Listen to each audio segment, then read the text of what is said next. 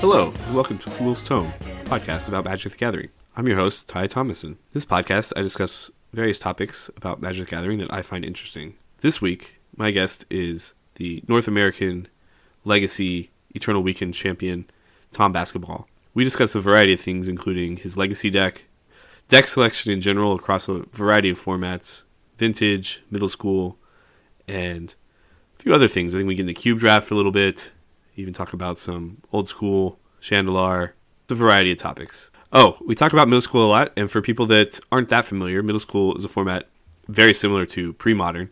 It's managed. The ban list is managed by Eternal Central, and it has a few different things allowed. The main thing being that you can play damage on the stack. Cunning Wishes work the way they used to. Portal sets are legal. You can play Force of Will, but a lot of the combo cards that are banned in pre-modern are unbanned in middle school. The other big difference is that Dark Ritual is banned. Speaking of bans, we recorded this the Wednesday after the latest ban restriction announcement for Legacy. So not only does our lack of familiarity with the Legacy format kind of limit our discussion on that front, but also, the format's a brand new thing. Entomb is banned. It's probably the biggest banning in Legacy. It's not a brand new card since I don't know when. Anything we would have said about it probably doesn't matter, and we didn't have much to say about it anyway. Enjoy the conversation.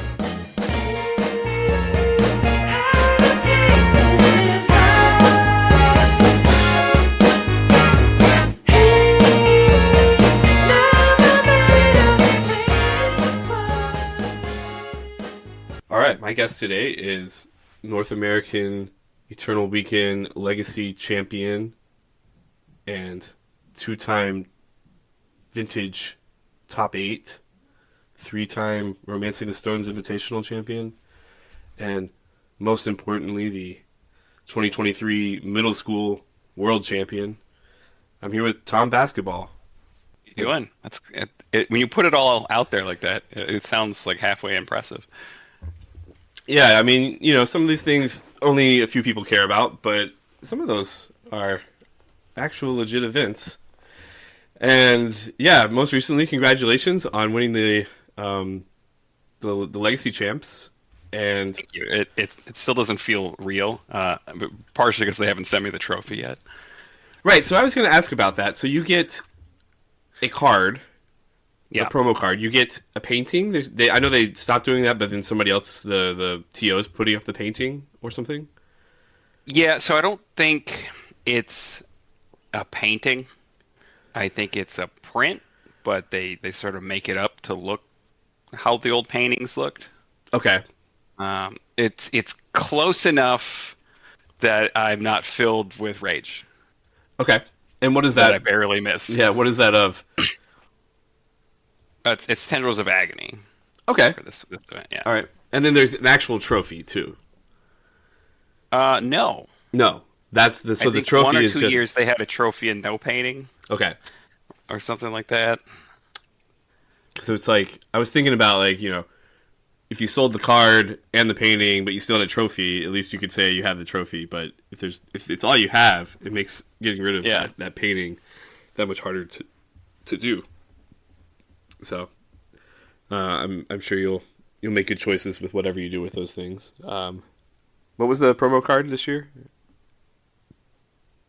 It was Tendrils of Agony and Legacy and Okay. Transfear and Vintage. Okay. Well, Tendrils is pretty cool. I would never play such a card, I don't think. But that kind of leads me to what we want to talk about today is that I really want to cover the concept of deck selection. And you're a player that when I watch what decks you pick, especially for the small field events like the Romancing the Stones Invitationals or just their vintage events in general, or the middle school events we play, you seem to cover a lot of bases, and I think that's something that you have a strength that other players might not have, and I wanted to see what your thoughts on that. So, what made you decide to pick the Mystic Forge deck that you played in Legacy? I'd love to say that I have some sort of overarching methodology. At the end of the day, it's still on what feels, vibes. But I hadn't been playing Legacy basically at all, and so I didn't want to choose something like the blue black control deck because I'm going to get smoked by the people who have played that mirror Hmm. a bunch of times. I wanted something that was powerful, but was sort of narrowed what I had to care about. Uh, I definitely I didn't want to be casting Force of Will in that event. And so Right. the deck that I chose, like this Mystic Forge deck, this One Ring deck, uh, in actual play and the way that you kind of angle tactically, strategically during the games, it felt a lot like Paradoxical Outcome in Vintage, Right. There's a where lot of basically similarities there's between that and the Coveted Jewel deck that you top aided with in Vintage 2 years prior. So I can see that. Jewel felt a little different than this. Like the regular non-Jewel PO decks felt more similar in that you're there's a whole class of things that people are doing that you get to just say that doesn't matter. Hmm. Like my opponent makes a one drop that doesn't, draw them cards or anything. It's like that I don't care about that. Right. Right. Yeah.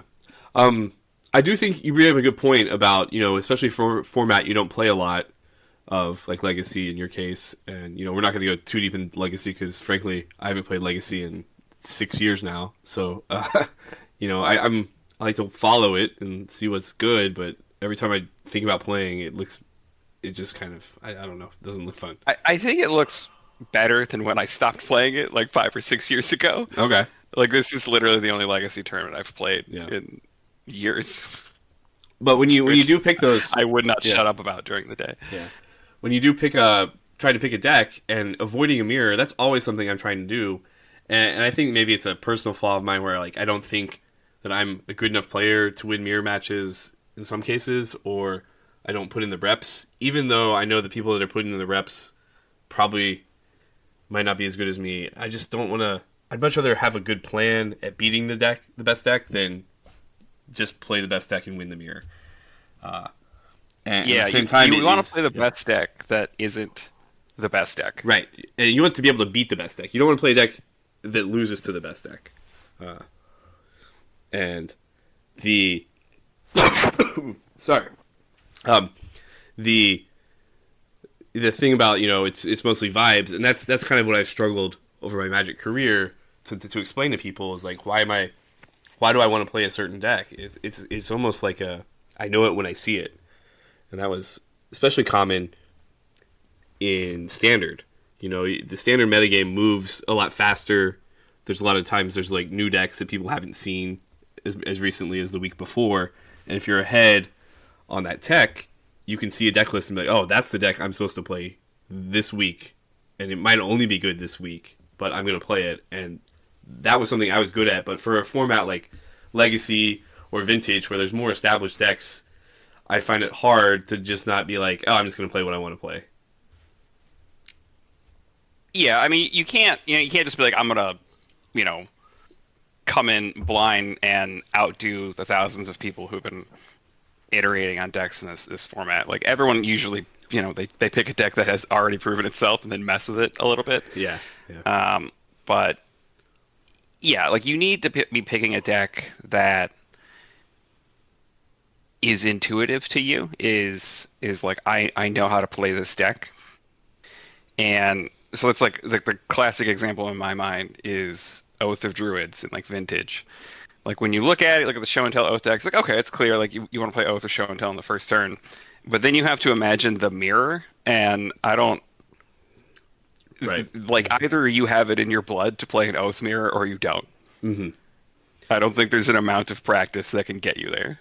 Yeah, it's in my experience, which was only that one event I played with Oath. The mirror was not something I wanted to sign up for, and if I had known I had to play 2 mirrors that day, I would have not picked the deck. I did win both the mirrors, I think, so it worked out. But yeah, it's not something. I definitely like to avoid mirror matches in general.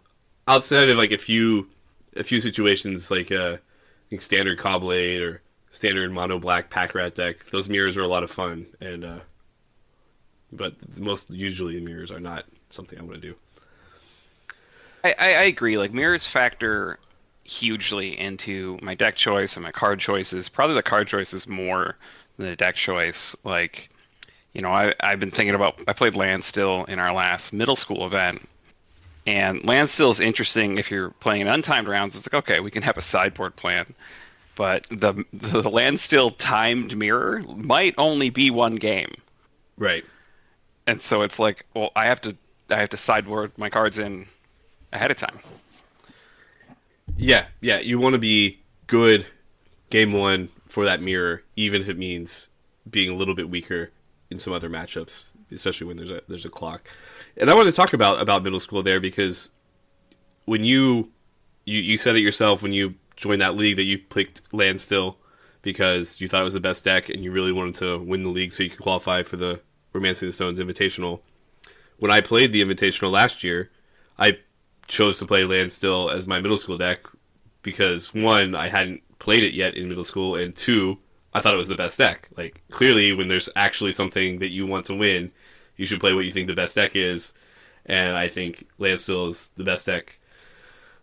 Not by a lot, but by enough that it was an obvious choice, especially given that metagame. So, when you're looking at a format like the Invitational or an online league that's kind of smaller player base, more predictable, does that change how you approach your deck selection? Absolutely. Like, there's a couple different like gears of effort, and like my maximum effort in how I choose decks and how I choose cards and how I choose sideboards.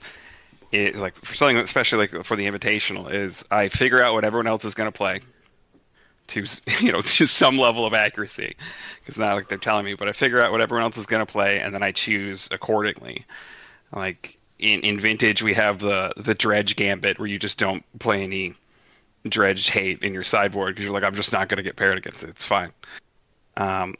That's like an extreme, but there are like whole hosts of decks and matchups, especially in middle school, which is a format that's like you just have more time Right. to decide what to do. Where like having a plan can fundamentally change who's favored and who's not favored in the matchup. Right. And that also comes with just being familiar with your deck. But just playing something that slightly catches somebody off guard with a plan that either disrupts their plan or exposes their lack of a plan, I think is a better way to phrase that. If you expose their lack of a plan, you can win some games that you otherwise shouldn't win. Something that like what's his name, Mike Flores, the who's the beatdown guy. Yeah. He talks about like Landstill versus Burn, and how in the post-board matchup, it's like the Landstill player will make a cop red, like a circle protection red, but then the question of how they actually kill the red opponent Mm-hmm. is a difficult one because they can't really do anything without possibly getting like 9 cards worth of burn shot at their face.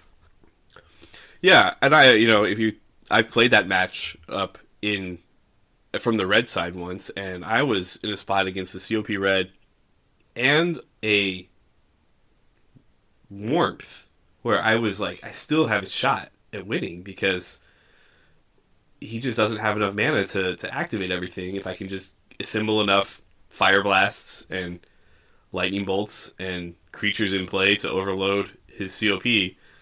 Eventually, he played the second warmth, and I lost. But that's, Second warmth, yeah. Sometimes they decide they're not going to lose that match. Right. Some people came to not lose. Yeah. So for anyway, to answer your question, Mm. like my maximum effort, Nick, I figure out what everyone's playing, and I choose from there. And like for the invitationals, that's a lot of fun. And then it's also open deck lists, so putting something like 1 days in your deck is very funny because you have told your opponent, "Hey, you might want to play around days a little bit."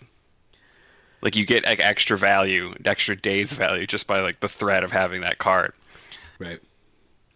Yeah, that's one of the things where just having the threat of the card, it plays an outsized role where it's probably right that they're not supposed to play around days, even if they knew you had 4 of them.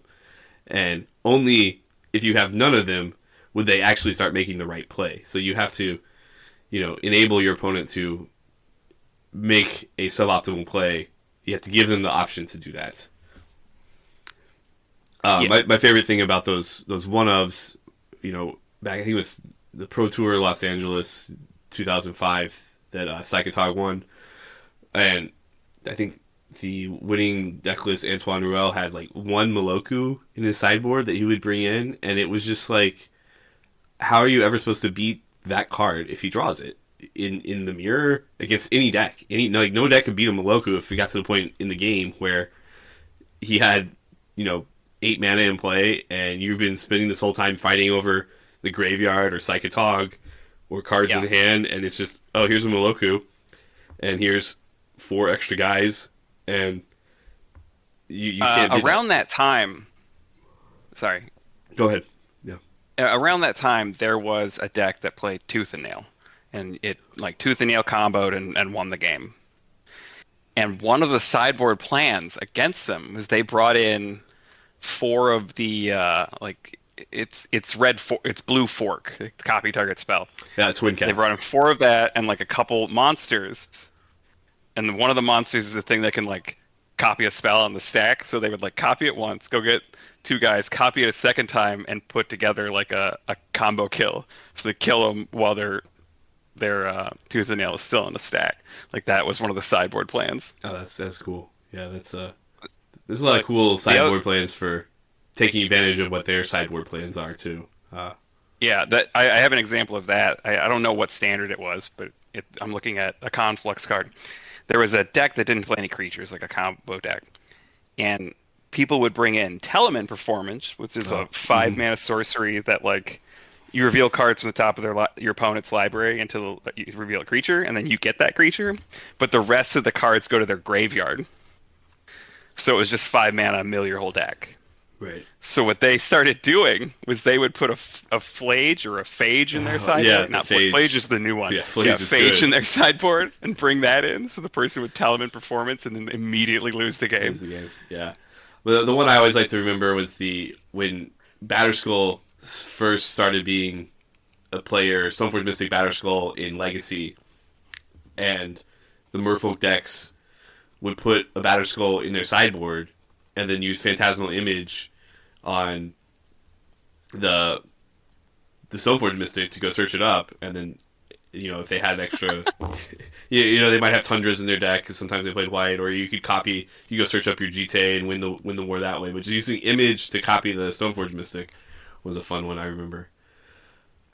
All right, so let's talk a little bit maybe about your history as a Magic player. So you've got some old school knowledge here. I've mostly known you as a vintage and legacy player and middle school, obviously. So is vintage your favorite format? Do you have something else that you think is a better format in your mind? When I first started getting into competitive Magic, I had a extremist religious belief that we should be playing all the cards.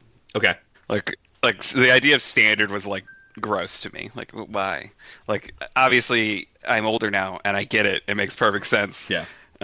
Especially now, I would say especially now that that the cards are so old. When I was getting into it was 2002, and playing with all the cards, oh yeah, I mean it only goes back less than 10 years. But now you're these kids playing, half the cards are older than them. It's oh, that's not something I had to deal with, and so I understand wanting to play newer formats. Yeah, so I came in with that, and I always loved vintage, and I got very infrequent chances to play it. And when I did this was back when you'd play Mana Drain and Thoughtseize and Yawgmoth's Will in your Tezzeret control deck, just a great time. Right. And so it was all right, you just put as many counter spells in your deck as possible, and you'll probably win. And which is usually what happened, but I mean the level of competition I have was quite low, and I mostly just played Legacy. I played Legacy for years and years and years until I got with the Romancing the Stones guys and started playing Vintage again, and suddenly Legacy was like, all right, well, I don't need this. I only have time for Magic like one day a week. Right. And Vintage, I just feel like it just moves so much slower than Legacy.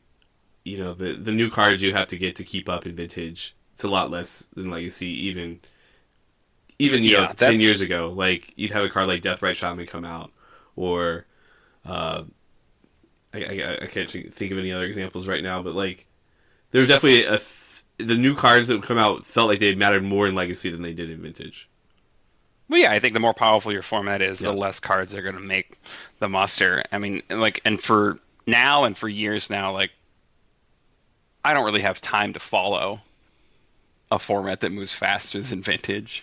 Like, I don't look at spoilers. I find out a card is significant when I die to it. Right. Yeah, you see somebody playing it, you're like, I don't know what that card is. I think there was a a post the other day in the Discord, and somebody posted their mono black reanimator deck, and there was all these like Japanese alternate art promo card things, and I just like, I don't know what half these cards are. I'm sure a dozen of them are cards that I know, I've just never seen that art for, but I'm sure some of them are really busted, and you're gonna have to explain to me what they do. It is frustrating how many prints there are now. Like, if you don't know the cards, and it's like every opponent you play is playing the same cards, but they all look different. Like, it really just takes longer to build that memory. I think the hardest part for me was, I think it was last year when they started doing the Magic Online Vintage Cube, the qualifier series for the big event that they had, and I started playing Vintage Cube for the first time in, I think, 3 or 4 years prior to that, and just every card was different. You know, the cards that they had come out with since 2020 were so much better than any card that came out before that, outside of, you know, the Moxes and stuff that I knew. It took me so long to be able to, like, win a match. And now I've been doing it for about a year. I've been playing a lot more Cube lately, just online. I forgot how much I like drafting for the most part. And now I finally feel like I'm comfortable with knowing just about what every card in the Cube does. You know, there's a couple of these, like, 8-mana giant monsters that people reanimate that I don't know exactly what they do. I'm sure they kill me somehow. But for them, they win the game. Yeah, it doesn't really matter. They cast a bunch of spells. Where those spells come from, I don't know. Their hand, their top of their library, my graveyard, something like that. They all do some random combination of that. But you're an avid Cube drafter when it's online. I see your post. Do you have any thoughts that you'd like to share on the Vintage Cube? Have you tried out the Magic Arena Vintage Cube or Power Cube? I have not played Arena since maybe like a little bit after it came out. I don't know. I played like one standard format, and then a new set came out, and I was like, all right, I'm done. Arena moves too fast for me, but they've also appears to have added a bunch of content I'd actually be interested in, you know, like a Vintage Cube. But it also seems miserable to try to play Vintage. Yeah, I would say in that interface. The interface is not the best. There's been a lot of times where the auto tapper just does the dumbest stuff, and the rope system or the timeout system, I really can't stand it. Like, I just, as soon as I see that rope start burning or ticking down, I'm like, I get antsy and start trying to rush, and it's like, no, I just don't know how much time I actually have. You know, at least on Magic Online, you can see how much time you have. The mana tapping is a lot easier. I've watched some videos of LSV playing and just he throwing away games because the interface is bad. And yeah, it's not the interface is bad. It just wasn't meant for that. Although what is bad about the interface is they've decided to have the camera at this like oblique angle instead of just like top let down. Me put it where I want or put it top down. So like so much of the screen is just like wasted. Yeah, I hate that they wanted it to look different than Hearthstone. Yeah, like, I hate that you can't see how many creatures and lands are in your deck as you're drafting. Like, you just can't see those stats. It's not an easy thing. You have to like click and bring up a whole separate window to see those numbers. And like when you're drafting Magic Online, it has all that stuff right there for you. To be fair, in real life, you can't see that stuff. That's true. And you have to keep it all in your head. Yeah, I miss doing that. That's drafting at professional REL drafts is an experience unlike any other, where it's timed. Every pick is timed. You got to start counting cards like immediately. Trying to memorize every card in the pack, which is impossible, but like it's what you're supposed to try to do, and how you practice for that and prepare for that is a lot of fun. Yeah, I wouldn't say I was ever very good at draft. I can do okay in Vintage Cube because it's like you can get away with nonsense. Like if I get an LED, I'm building Storm no matter where we are in the pack. Yeah. Like we can be in pack 3, and I'm like, all right, well, I'm not playing all these spread cards. Like I have not played maybe the most recent one. I think the last one I played though was probably like the one before the current one. Okay. And like I've played Edge of Eternities, so okay, so you didn't have these fake Spider-Man cards in there. I did not have I don't think we had the fake Spider-Man cards. So between Edge of Eternities and Spider-Man, I played that. And one of the problems I think that they almost always have is that white is too deep. Interesting. And so the best deck is almost always red-white aggro. Right. Followed by blue-white control. Followed by like white plus something else. Like it really is just, they almost always have this problem where white has so many bombs in the 4-drop slot that you can just wheel them. Yeah. And you can really like bulk out your deck. It's fascinating to me because, like I said, when I stopped playing the cube for a while, I had cards that I would never ever ever pass, and 2 of those being some white 4-drop bombs in Parallax Wave and Hero Bladehold. And Parallax Wave is absolutely... And Parallax Wave is still just as bomb. And Hero Bladehold, it still is really good. It's almost impossible to lose if you get to untap with it. Now, there's a lot of cards like that. I don't think it's in the cube anymore. Yeah. But there was a period where Hero of Bladehold and Arena of Glory... Oh, the Red Arena. Red Land. Yeah. Mm-hmm.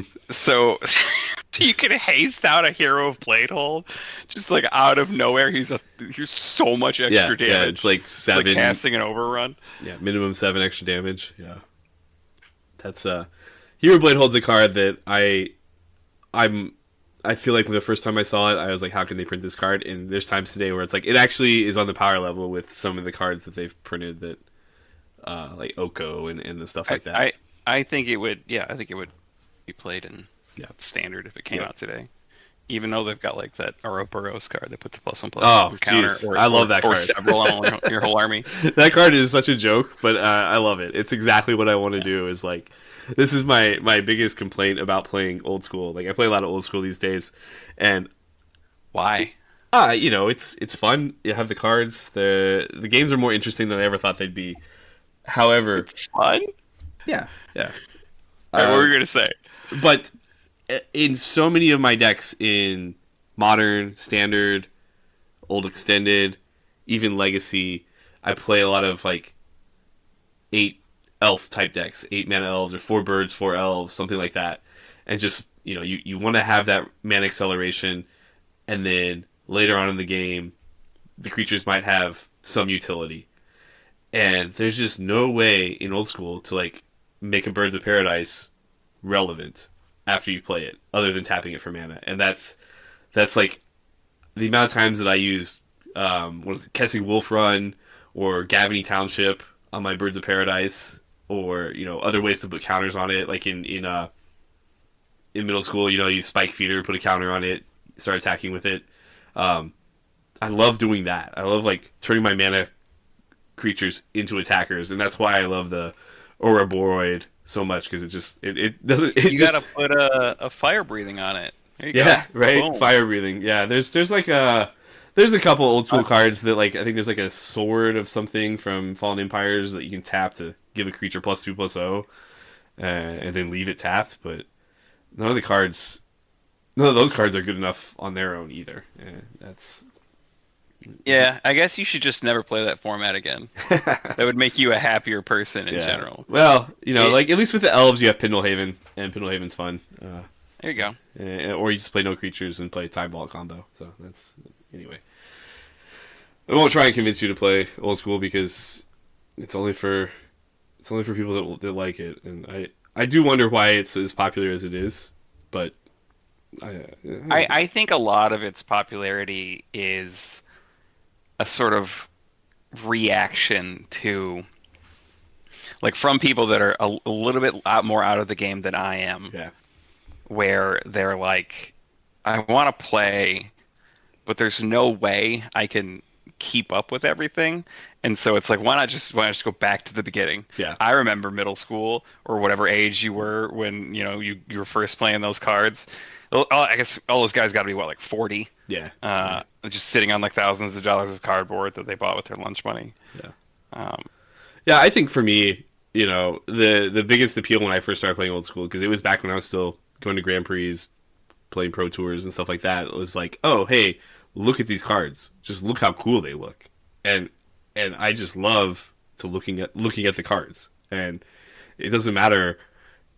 It didn't matter too much then that the gameplay was like, oh, you got strip mined 3 turns in a row and you couldn't play, whatever. It's like I got to see these cards in play, and cards I hadn't seen forever. Like when was the last time I had seen a Hypnotic Spectre cast, or even Savannah Lions? Like I'm spoiler on future podcast episodes. I do plan on starting a series just about all of the creatures in old school, or at least all the ones that matter. And I think the first one's going to be about a short series.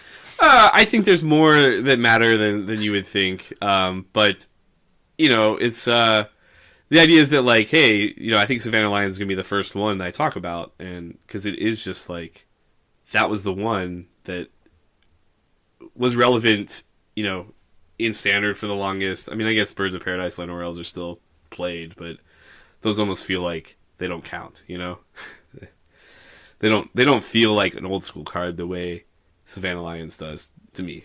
Yeah. It's precisely because they're still played. Right, that's true. I also played a lot of the Chandelar Microprose Magic the Gathering game on the computer when I was a kid, so a lot of that. Yeah, I remember when it was possible to get that to run without like pulling your hair out. Yeah. You'd make a deck that's like 7 time walks. Uh-huh. Yeah, you just try and find any good card and then shouldn't find a way to copy it, and then you would copy it and or make the deck that like always kills on turn 1 because you have well, the fun thing I like about it, and this is what I just don't know why they haven't brought into modern Magic, like Magic Arena. Like, why is there not a PvE type system where you can just go like fight bots and try and build a better deck and see how far you can get? Or like what's the game that everyone likes to play? Slay the Spire, right? Like, they made that. What is that? They made Duels of the Planeswalkers. No, but like in Arena, yeah. But like the idea that was, your opponents, it would start with different life totals, right? So you could build a deck. It's like, oh, in early game, you could just play Black Vice and insta kill some of these cheap minions that are trying to fight you. Yeah, I think a huge part of why Duels of the Planeswalkers didn't really do super well was it was targeted at people who've never played the game before, mm-hmm. and there was really no like higher level product, and just those cards are kind of boring. Yeah, yeah, and whereas I think Chandelar, if you could, go ahead. Get it to run, it's an RPG from this era of PC RPGs where like no one had even heard of UX. Right. They're all like absolutely insane controls because they hadn't quite figured it out yet. But if you could actually like get through that, it's like, wow, this is really cool, and like I could do some dumb stuff. Right. Yeah. Yeah, and there was ways you could, and I loved how they weren't worried about things being too powerful. It was like, oh, you're limited to 3 copies of a card in your deck, but if you get the special amulet, it could be 4 copies, for your 40 card deck. But they're like, oh, if you have that amulet and you have a 60 card deck, you can play as many copies of a card as you want. Like, go for it. And that was the fun part, was seeing the different ways you could go.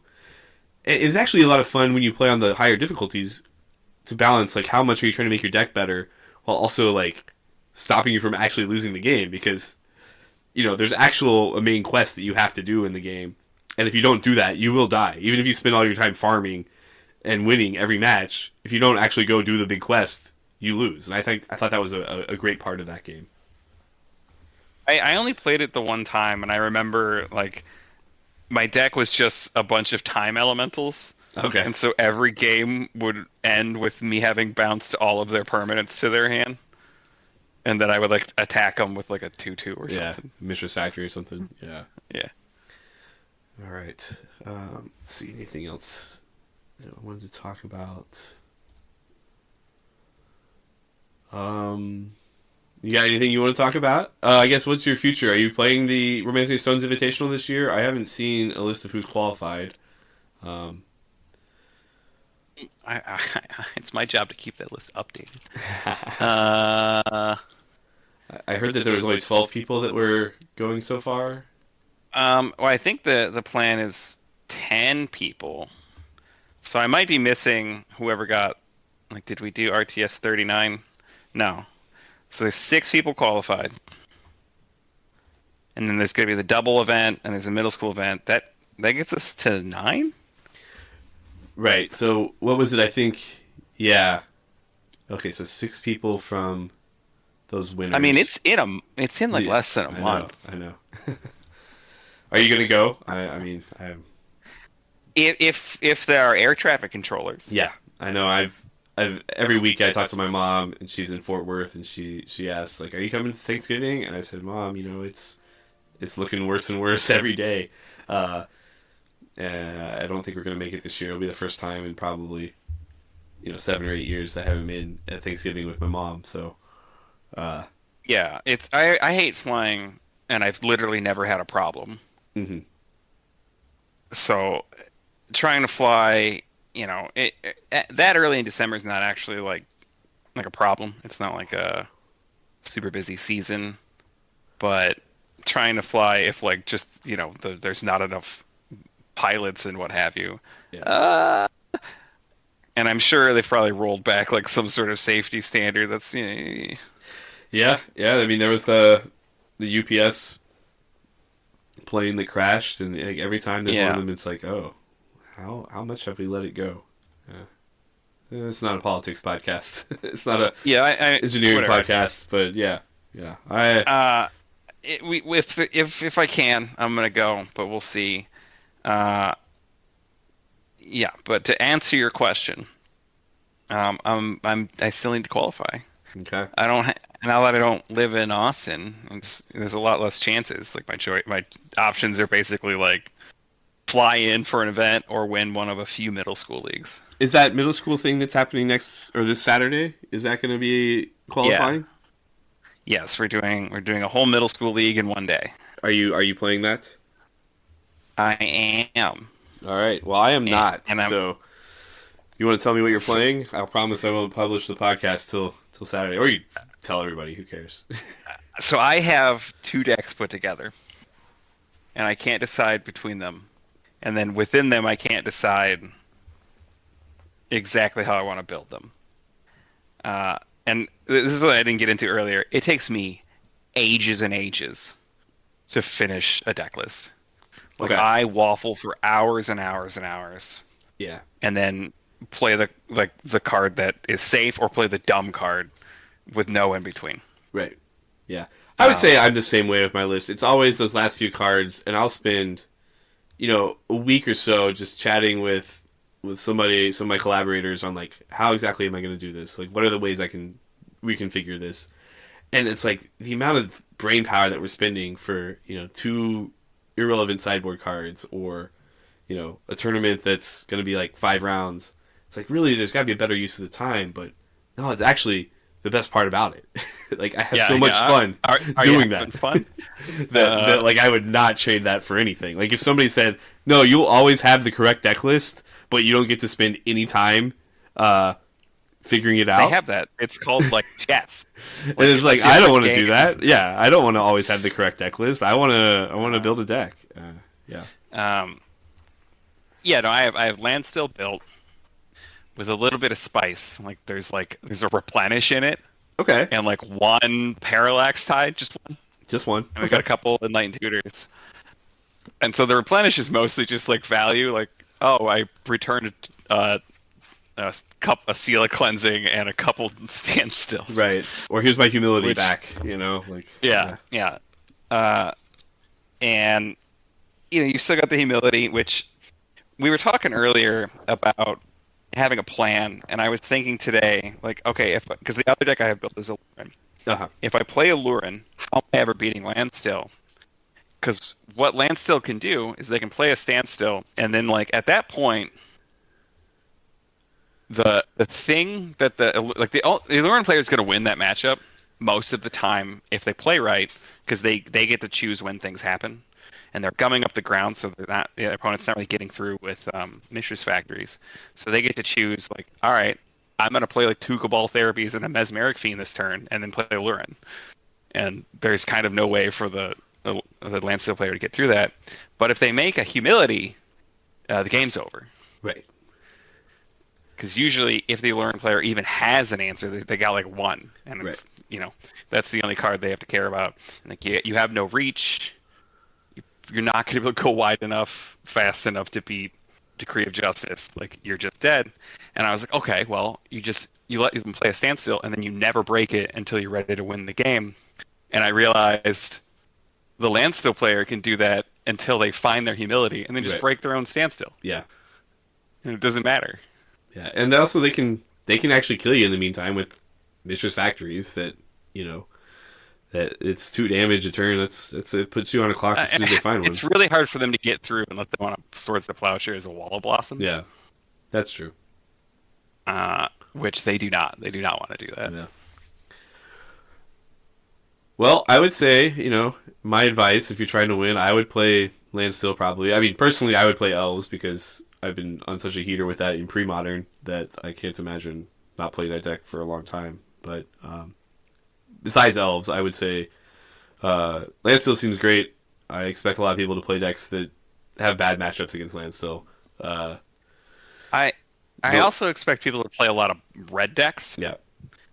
And I have genuine concerns about my ability, mostly my opponent's ability, to finish like the Landstill mirror match. Yeah. To finish a game against red where Landstill lost game 1, because the sideboard games are like you make a COP red, and then 20 turns later you kill them. Right. Yeah, that's true. If you're worried about, because it's not a weekly untimed league. Like, if you were playing a weekly league, you could play, you could spend 2 hours on a match, and, those are some of the best matches, Some people take a little bit longer than they should in them, but we won't name any names. But, yeah, if that's the case, then I don't think Alluren particularly has, like, a great matchup against red decks, but it seems like it's not bad. I'm not sure. I haven't really gotten to play against red with Alluren very much. I suspect that it's like extremely favorable for Alluren. Well, I would say you do have like 3+ spike feeders in your main deck, right? I think you've got like 2 spike feeders, but it's just if you just have Alluren on 4, they're dead. Yeah, and the Alluren doesn't really enable them to do anything. Even if you're playing against goblins, it's not like they're going to be able to do something in response. They have to go like Warchief, Matron, Sharpshooter at the right point, which I don't think is even possible. I mean, they're not getting a turn. Right, no, like because they can do it with the instant speed with Alluren. Right, but I mean, like. We've exiled all their guys. We've bounced all their guys to their hands. No, just to somehow stop you. They could get them with Sharpshooter and play with haste and kill the first recruiter, but that's all they can do. Like like each removal spell they have can interrupt the combo, but like just Wall of Blossoms, man. Yeah, Wall of Blossoms really good, really good. It's so hard for red to get ahead on Wall of Blossoms, but I think like a red player who really understands how to beat Alluren, that would be a really interesting match. Yeah, but again, and there's some cards they could have if they were trying to beat you. I don't think Pyrostatic Pillar is a card you want to play against. That would be a problem. But like we've got you can still win fairly. You can just play a Raven Familiar and a Spike Feeder, and we've got Monk Realist. Yeah, it's fine. That's the thing is like people think that their enchantment stops Illurin, and then you just Yeah. do the combo, go get Monk Realist. Right. Yeah, and then the idea that like, oh, even if you like somehow couldn't gain life, it's like, okay, well, I can draw half my deck with Cavern Harpy, and then just find a way to draw all the rest of my deck. Yeah, and you're never gonna get to play a sorcery again, or something that costs more than 3. Mhm. You're never gonna hit me in combat damage because I'm gonna mana war you. Yeah, the board will be completely full of creatures, and they're all mine. Yeah. All right. Well, I think that covers everything I had to talk about. I hope you have good luck in the middle school event this Saturday, and then maybe good luck in the invitational if you qualify. And I'll hope to actually make it to Eternal Weekend next year, where I imagine you will be there, wherever it is. You were going to go to Eternal Weekend pretty much no matter where it is. Is that kind of your thinking? I mean, it's always in Pittsburgh, right? Well, I mean, 3 years ago it was in Philly, and that was Okay. I would love for it to be I back think- in Philly because that's an hour from my house. So An hour from your house. Where is Philadelphia?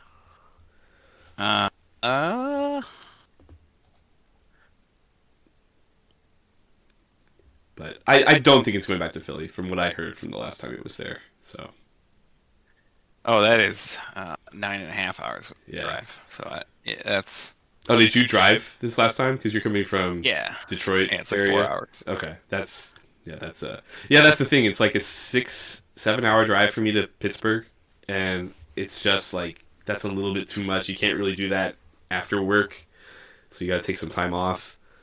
And yeah, the last time I did it, I drove back through Pennsylvania in the rain, and I didn't want to do that again. So, but next year it'll be 3 years since I've I been. take so. off like 2 days for Eternal Weekend. Oh 2 yeah, days. I have no problem taking the time off, but there's a lot of things I take my time off for. I was actually talking about today at work. I was like, I don't have any time off, and my coworker's like, dude, I have like 20 days still. I was like, what do you mean? Like I have 3 days. Like I use all of my time off all the time because that's what it's for. Yeah. Anyway. All right, well, I'll see you Eternal Weekend if I'm there, and otherwise we'll catch up with you in the Discords. And thanks for being my second guest. Yeah, man, no problem. It was nice talking to you. As he listens to her apology, anybody else would surely know. He's watching her go. What a fool he is. He sees the wise man has the power to reason away. All right, that was episode 2 of Fool's Tome. I think that conversation was a little rambly, but I think the audio issues have been somewhat fixed, so, win some, lose some. And I'll catch you next time. Thanks.